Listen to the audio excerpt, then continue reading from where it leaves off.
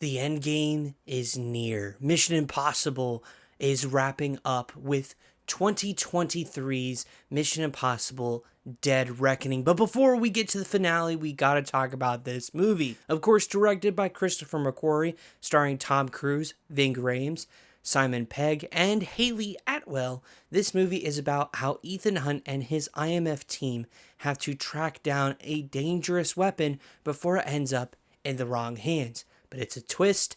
It's about AI. So we're going to talk about this movie, and if you as a Christian should watch it right now.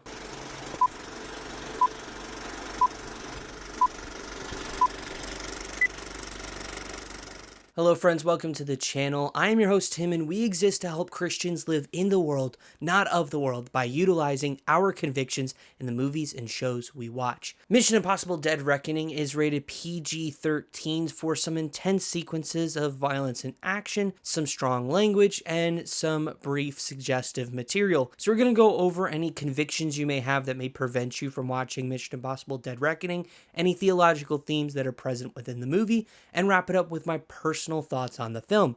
Without further ado, let's dive into the Christian Conviction Meter. In case you're brand new, the Christian Conviction Meter is a series of 5 convictions: violence and gore, lust, substances, profanity, and horror/intense scenes. These are areas that may distract or hinder you from your relationship with Jesus. We don't want that to occur, so this is why we have a guided tool resource to help you find good movies to watch.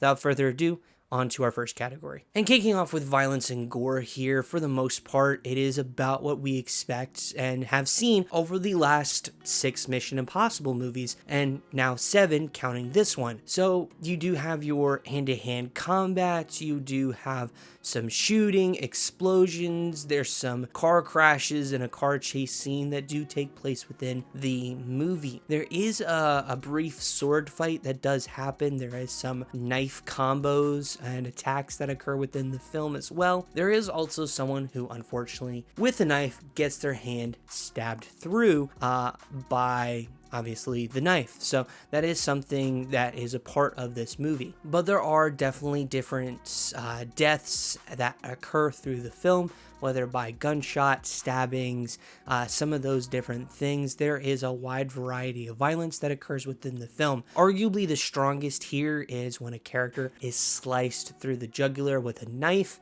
Now obviously with that you would expect some more gory details, but it isn't until he falls down to the ground where we see a little bit of blood that occurs from obviously the killing blow here. So in terms of just the goriness of this film, it really isn't much here. I'd argue Fallout has more blood than this one does, and obviously there's a little bit in that sequence that I just talked about, but of course there's some from cuts, scrapes, bruises, stuff like that that occurs throughout the various craziness of this film. And so for the most part, it's kind of standard PG-13 Mission Impossible content. So that being said, we're going to give this a 3 out of 5 in this category. Moving on to lust here, there really isn't much to necessarily worry about. There is a woman who is given a TSA check to check to see if she has a item of interest for some characters in a plot point in this story. On top of that, there is a nightclub scene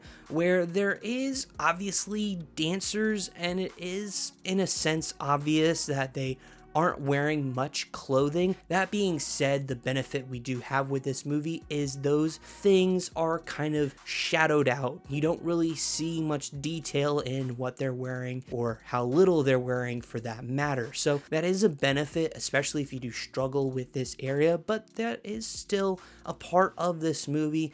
So to be on the safe side here, we're going to give this a 1 out of 5. So that is something to keep in mind. Moving on to substances here, we don't have all that much. Then in terms of drugs, there really isn't anything here, although there are a couple people who are shot with tranquilizer darts to help them, of course, go to sleep quickly. But other than that, not much here. In terms of alcoholic beverages, there's a little bit more, but it's like some glasses here and there, and the most we see up front in view of the camera straight on is going to be a little bit later on with a sequence where a couple characters are having some drinks. But that is pretty much about it for this category. There's not a lot here. So it's going to be, once again, another 1 out of 5. Moving on to profanity, I would argue this has a lot less than what we have come to kind of see throughout the Mission Impossible movies. And for that, I actually kind of appreciate it. Hell is, of course, mentioned within the film, but the uses of some of these other words are very few and far between. There is a few uses of the DA word, God DA, the SH word, and the BA word. An F word is almost dropped, but the guy is kind of pushed away, so he doesn't say the full thing. And there also is a equivalent F word use in Italian. But I don't speak Italian! So I can't tell you what the word exactly means. And unfortunately, just like some of these other Mission Impossible movies, they do kind of use the Lord's name in vain. They do use Jesus or any form of that as kind of a reactionary term, not in a praise and worship model and a gratitude for all he has done. Again, just a reaction to explosions or craziness that happens within the movie. But for the most part, it's still pretty standard here from what we expect of a PG-13 film. So we're going to give this a 3 out of 5 in this category. And wrapping this up with intense and horror sequences, this is not a horror movie, so we don't have to worry about any horror scenes contained within the film. That being said, there's still some intense moments here. There is a attempt to defuse a bomb here. That is a pretty intense sequence early on, stressful for our characters and stressful a little bit for the audience. There is also a bit of a nostalgic pull on a intense train sequence that is a part of the film. Of course, if you remember all the way back to the first Mission Impossible, which we reviewed here on the channel along with all the others, shameless plug, but there is a train sequence that's pretty intense here as well. Of course, like every other Mission Impossible movie, these stunts get absolutely crazy, and Tom Cruise does one of jumping off a cliff and ending up having to pull his parachute. It's pretty intense, but for the most part, I mean, it's about what you'd expect when it comes to the crazy stunts of the Mission Impossible franchise here. But the last thing is probably the most intense and kind of disturbing sequence of the film, so to speak, and that is, of course, where a submarine is hit with a torpedo. And unfortunately, there are bodies that rise up to the water level that is covered with ice. So they rise up to the ice level there. It is pretty disturbing, but again, there is no kind of gory elements to this. We just see them kind of rise up to near surface level.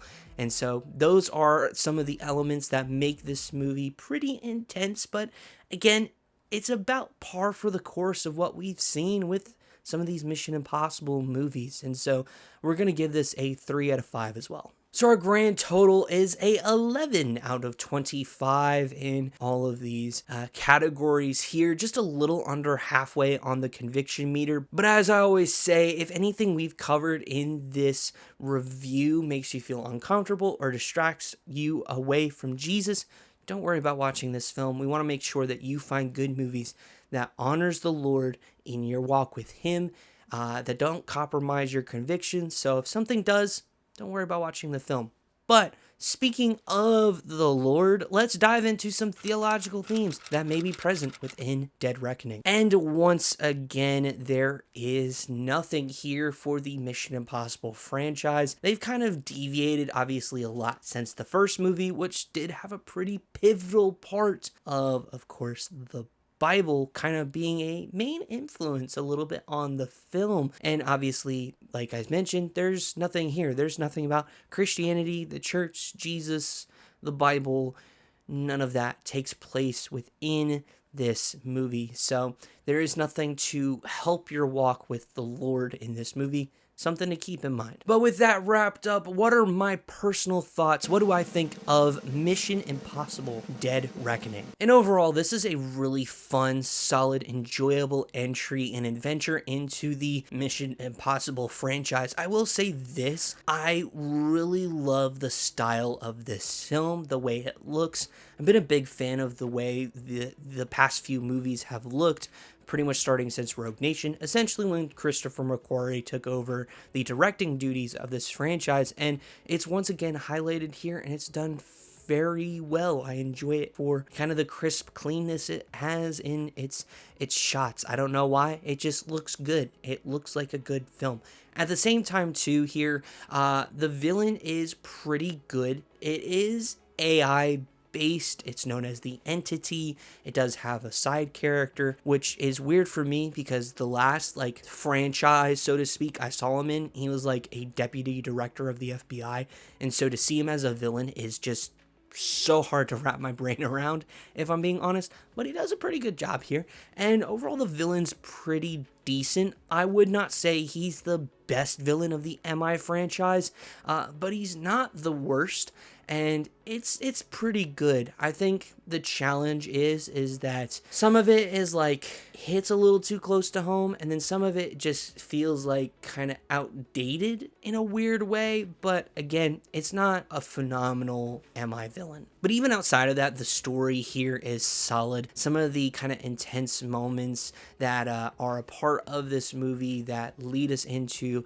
kind of a more personal mission for Ethan Hunt is just done quite well. On top of that, as per usual, the stunts here are great. Tom Cruise continues to elevate them, although I would say the ones in the last film were better, but this one does have some really good stunts, and it does have, like I mentioned earlier, a bit of some nostalgia pulls, because this is a part 1 of part 2, which I'll talk about here in a second. They're doing a bit of nostalgia pulling of the previous Mission Impossible movies. Overall, the stunts here are just really, really well done, and for it being a part 1 out of part 2, it does have some finality to it. I think it does a better job here in setting up what's next than some other movies that are like this, but obviously it does feel a little incomplete because we are not yet at the final reckoning. Almost there though, friends. This opinion may change because of the fact that the final reckoning is so close to being released officially in theaters for all of us to enjoy, but that is something I feel with watching this film. But on the plus side though, I actually enjoy Hayley Atwell. I know a lot of people aren't a big fan of her joining in the Mission Impossible universe. I think she is such a unique character to try to put into the story. I think she fits in pretty well. There's some moments where I'm like, I'm not the biggest fan of your character at the moment, but Hayley Atwell is just a really good actress. I'm a big fan of hers. She did well, of course, in the Marvel Cinematic Universe. I really like her in Christopher Robin, if I'm being honest, and she just has done so well in a lot of the movies I've seen from her. I think she does quite well here, and overall, there are some really solid moments in this one. It does struggle with some pacing, though. The movie is nearly 3 hours long. It's like 2 hours and nearly 45 minutes. That's a lot of time, and it does drag on in some cases, particularly in the middle of the film where they have a car chase scene through like kind of Venice and stuff. It's cool. It could be shorter. It should have been a lot shorter. So the pacing isn't as good, but it still is a really fun movie. I thoroughly enjoy it. The action, like I said, is great. The story overall is really good. The music in this one is really good. I really enjoy the score for this one, and I think it's a lot of fun and enjoyable. Is it the best? No, but it is better than a lot of the other Mission Impossible movies, in my opinion. So overall, I'm going to give this an 8.8 out of 10. Depending on the day you ask me, I could put this one above Ghost Protocol, which as of right now is number 2 on the list. By the way, let me know if you want me to do a ranking of all the Mission Impossible movies. That's a random side tangent, but obviously, this one is still really solid. Thoroughly enjoy it, and that is my thoughts on the film. So it's an 11 out of 25 on the conviction meter. It's an 8.8 out of 10 in our review. Those are my thoughts, so let me know yours down in the comments below. Let's chat all things about Dead Reckoning. Are you excited about the potential final Mission Impossible movie that is arriving very, very soon? I got my ticket. I'm very excited to check that one out.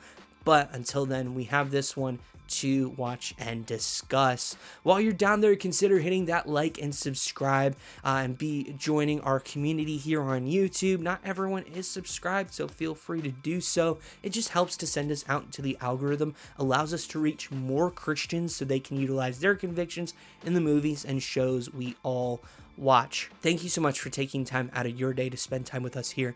We truly appreciate it. It means the absolute world. I know there are hundreds, if not thousands, of things vying for your time and your attention, so thank you for being around for this. But before you go, there are a few video recommendations over here, one of which is Mission Impossible Fallout. If you want to check that out, it's available to you there, and we'll see you all in the next one.